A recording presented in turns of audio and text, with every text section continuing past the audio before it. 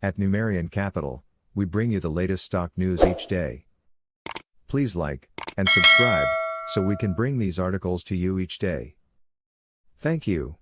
Today, July 27, 2023. Is QuantumScape about to short squeeze higher? QuantumScape will release its first commercial product as rapidly as possible. QuantumScape is rising higher after reporting its second quarter earnings. QuantumScape's latest short interest tallied in at a high of 22.14%. After earnings, Truist Securities raised its QS stock price target to $8.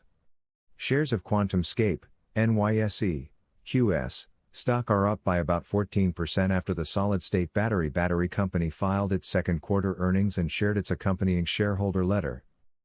Short sellers of QS stock are definitely feeling the pressure today. As of July 15, there were 60 million shares sold short with a value of $591.60 million.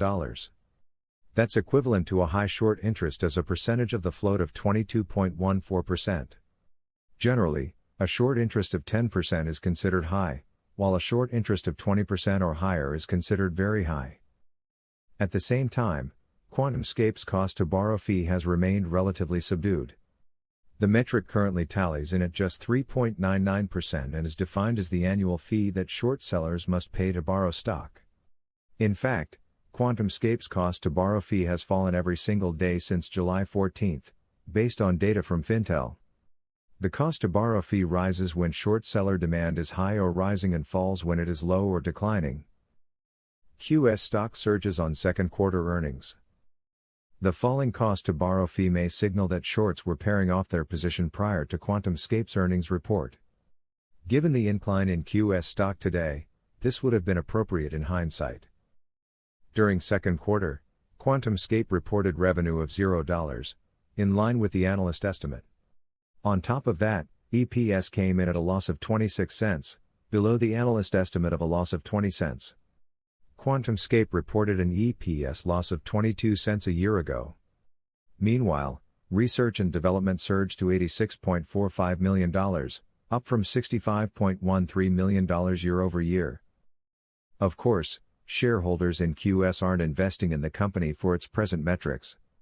They believe that the company can ultimately create a viable solid-state battery that will have automotive and electric vehicle companies lining up as customers.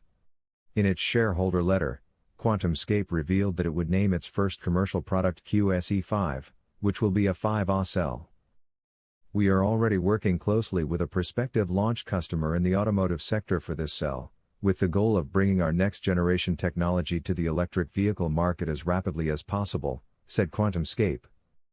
Following earnings, Truist Securities raised its QS price target to $8, while TD Cowen resumed coverage with a price target of $8. Thanks for watching. Numerian Capital News. Please come back tomorrow for another stock news update. Thank you.